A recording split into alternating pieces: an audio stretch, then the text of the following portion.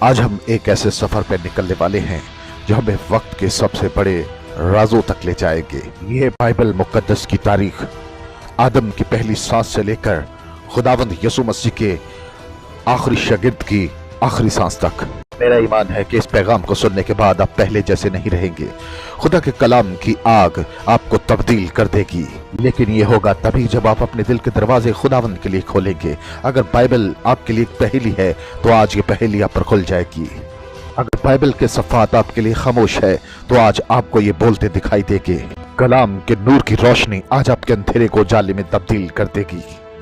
سب کچھ کی شروعات سے بھی پہلے ہوئی تھی، جب وقت کو بنایا نہیں گیا تھا، کیونکہ ابتدا میں خدائے الوہیم تھا، خدا جو کبھی کسی سے پیدا نہیں ہوا اور نہ ہی کبھی بنا، خداوند ازلی اور ابدی ہے، یعنی ایسا وقت جس کی کوئی شروعات نہیں اور ایسا وقت جو کبھی ختم نہیں ہوگا۔ وہ سب کے بنانے والے ہیں، لیکن خدا کو کسی نے نہیں بنایا، کیونکہ خدا ازلی اور ابدی ہے۔